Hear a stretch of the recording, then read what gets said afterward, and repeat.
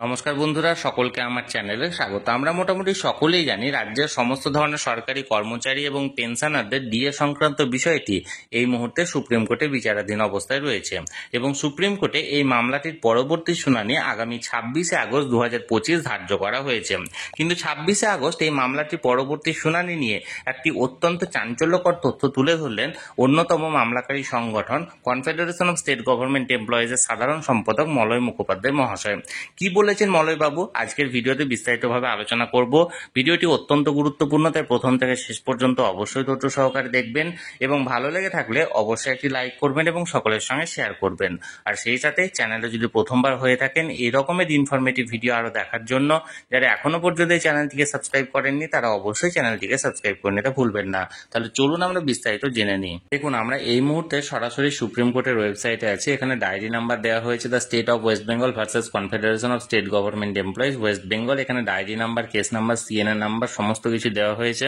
এবার দেখুন, প্রেজেন্ট আর লাস্ট লিস্টেড অন হচ্ছে 12 তারিখ লাস্ট হিয়ারিং হয়েছিল।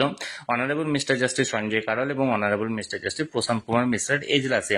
দেখুন, এখানে স্ট্যাটাস পেন্ডিং দেখাচ্ছে, কিন্তু top of the list for admission list 26 আর 2025 অর্থাৎ টপ অফ দ্য লিস্টে আছে।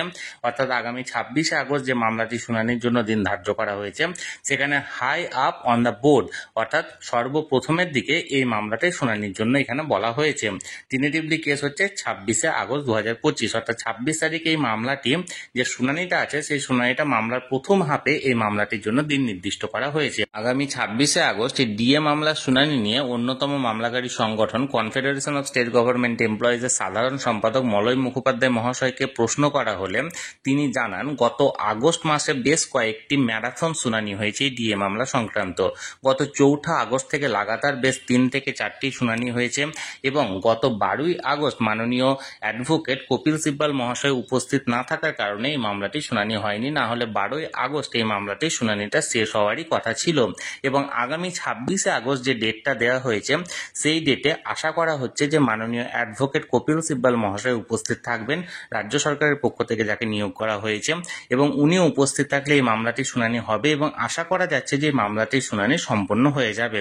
তিনি আরও জানান মাননীয় অ্যাডভোকেট কপিল সিব্বাল মহাশয় আগামী 26শে আগস্ট শুনানিতে যদি উপস্থিত না থেকে থাকেন তাহলে সেক্ষেত্রে এই মামলাটির শুনানি আগামী 26 তারিখ সম্পন্ন হবে কিনা তা নিয়ে এখনই কিছু বলা হচ্ছে না।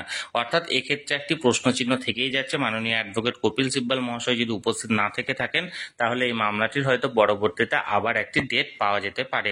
এখন দেখার বিষয় যে কি হচ্ছে আগামী 26 তারিখ। আমি সবসময় চোখ রেখেছি, যে কোনো আপডেট পাওয়া মাত্রই তৎক্ষণাৎ সেটা আপনাদের মাধ্যমে ভিডিওর মাধ্যমে শেয়ার করে দেওয়া হবে। তাই যারা যারা এখনো পর্যন্ত এই চ্যানেলটির সঙ্গে যুক্ত নেই অবশ্যই চ্যানেলটিকে সাবস্ক্রাইব করে চ্যানেলটির সঙ্গে যুক্ত হয়ে যান।